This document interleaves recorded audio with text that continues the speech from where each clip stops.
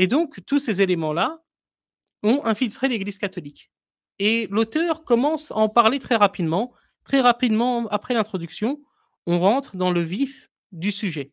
Taylor Marshall rentre donc dans le vif du sujet. Il parle d'une organisation franc-maçonne italienne qui a écrit un document qui s'appelle l'Alta Vendita. L'Alta Vendita.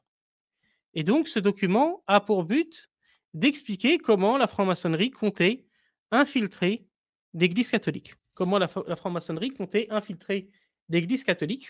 Voici ce qui est dit à la page 13 sur ce que cette organisation qui a signé ce document de l'Alta Vendita, sur ce que cette organisation souhaite avoir comme pape et sur sa vision de la papauté. Il est dit la chose suivante. The Pope, whoever he may be, will never come to the secret societies. It is for the secret societies to come first to the Church, with the aim of winning them both.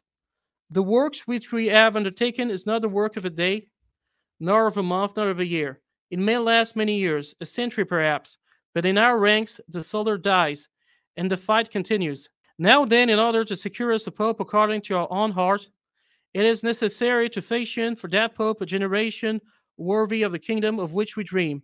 Leave on one side old age and middle life, go to the youth, and if possible, even to children. Donc, ce qui est dit ici, c'est the Pope, whoever it may be, le pape, quel qu'il soit, will never come to the secret societies. Ne viendra jamais dans les sociétés secrètes.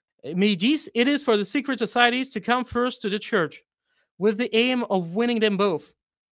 The work which we have undertaken is not a work of a day, not a work of a year, etc. Donc, ce qui est dit ici, c'est que le pape, quel qu'il soit, ne viendra pas aux sociétés secrètes. Donc, ils sont réalistes.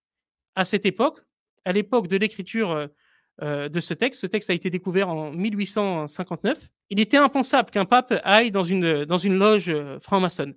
Ils ont dit cependant, c'est aux sociétés secrètes d'aller au pape afin de gagner le pape et afin de gagner l'Église catholique.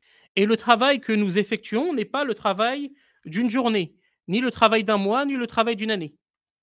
Mais cela durera peut-être une centaine d'années. Et c'est assez intéressant puisqu'on voit que Vatican II a lieu quasiment une centaine d'années après la découverte de ce document. Et il est dit, « But in our ranks the soldier dies and the fight continues. » Mais dans nos rangs, les soldats meurent, mais le combat continue. Donc, c'est-à-dire, on a le temps de mettre en place ce projet secret, on a le temps de le mettre en place. Et il est dit encore, Now then, in order to secure to us a pope according to our own heart, it is necessary to fashion for that pope a generation worthy of the kingdom of which we dream. Maintenant, afin de nous sécuriser, afin de nous garantir un pape selon notre propre cœur, c'est ça qui est intéressant ici. Un pape selon notre propre cœur, il est nécessaire de créer une génération qui soit digne du royaume dont nous rêvons. Leave on one side old age and middle life, go to the youth, and even, if possible, to the children. Et là, à la fin, il est dit, laissez de côté les personnes âgées et les gens d'âge moyen, mais allez directement à la jeunesse. Et si possible, vers les enfants. Donc, il est dit que le but ici, et c'est ce que Taylor Marshall explique par la suite, c'est qu'ils savent que les générations qui sont déjà ancrées dans la foi catholique, à cette époque, ils savaient qu'il ne servait à rien d'essayer, entre guillemets, de leur parler, puisqu'ils étaient ancrés dans la foi catholique. Mais que les générations à venir, elles, sont beaucoup plus facilement influençables. Et ça, on voit cette stratégie des francs-maçons, on le voit par exemple avec ce que Atatürk a essayé de faire en Turquie. Atatürk et ses amis francs-maçons essaient de faire en Turquie en limitant l'éducation religieuse des enfants.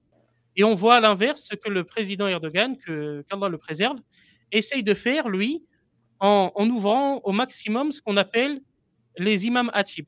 Les imams hatib, c'est-à-dire les écoles religieuses, pour que la jeunesse soit inscrite dans les écoles religieuses dès le plus jeune âge. Et on a vu le nombre de imams hatib en Turquie être multiplié quasiment par 10. C'est un chiffre absolument phénoménal. Donc, les francs-maçons, eux, ont compris l'importance de la jeunesse. À la fois, tout à fait, l'éducation de la jeunesse, de l'enfance. À la fois lorsqu'ils ont voulu subvertir l'Église catholique, ce qu'ils ont réussi, et lorsqu'ils ont voulu subvertir la Turquie ottomane, la Turquie musulmane. Et alhamdoulilah, il y a des gens comme Erdogan et comme d'autres qui résistent à ce genre de choses chez nous, les musulmans. Le mouvement de résistance est bien plus fort que chez les catholiques.